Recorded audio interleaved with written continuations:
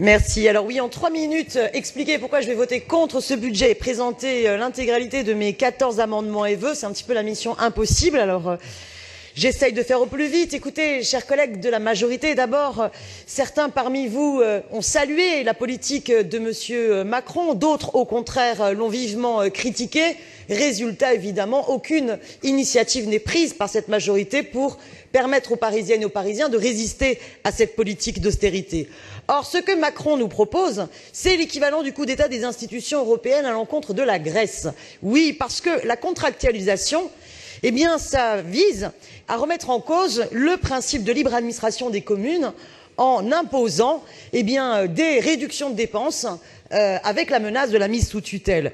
Résultat, finalement, vous vous vantez d'être les bons élèves. Vous pourriez assumer de bien plus avoir recours à l'emprunt au service du logement social, de la réhabilitation énergétique du bâti, des services publics. Mais vous imposez des coups de rabot à tout va à l'encontre de la culture, de l'économie sociale et solidaire, de notre politique sociale. Vous prétendez par exemple que si le nombre d'allocataires RSA diminue, eh bien c'est la preuve de l'efficacité de la politique parisienne en faveur de l'emploi, alors que tout indique qu'à Paris aussi, hélas, la misère et la précarité gagnent du terrain. Regardons la réalité en face. L'exode social des classes populaires se poursuit face à l'inaccessibilité sociale du logement et l'insuffisance de places d'hébergement. On meurt dans les rues de Paris encore aujourd'hui. Pour la première fois, vous supprimez des postes qui ne sauraient être masqués par le transfert de postes de la préfecture de police de la ville. On rentre donc dans le dur. De redéploiement en redéploiement, la dégradation des conditions de travail des agents, c'est la dégradation de nos services publics rendus aux Parisiennes et aux Parisiens. Alors là, j'avoue que je suis assez surpris par ce que j'ai pu entendre de la part des rangs des Républicains et de l'UDI qui protestent contre la masse salariale, mais en même temps déposent des amendements pour revendiquer la création de postes sur la propreté. À un moment donné, il faudra choisir.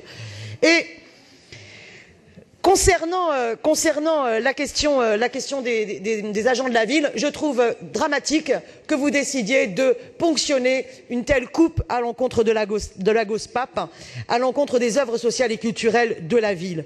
Vous devriez au contraire embaucher, assumer de titulariser les contrats aidés supprimés par Macron et qui répondent à la ville à des besoins permanents, comme d'ailleurs la loi vous y oblige concernant les obligations de la fonction publique. Hélas, vous courez après de nouvelles recettes qui ne sont pas forcément les bonnes. Quand reconnaîtrez-vous enfin que le recours en régie publique, de nombre de services publics permettrait de faire des économies, comme c'est le cas d'ailleurs pour la gestion de l'eau et comme le rappelle nombre de rapports. Au lieu de cela, vous poursuivez le recours aux délégations de services publics, aux marchés divers, mais vous laissez Vinci, JCDecaux, LVMH envahir Paris et poursuivez la vente à la découpe du foncier, patrimoine commun des Parisiennes et des Parisiens. Pour toutes ces raisons, je voterai contre le budget.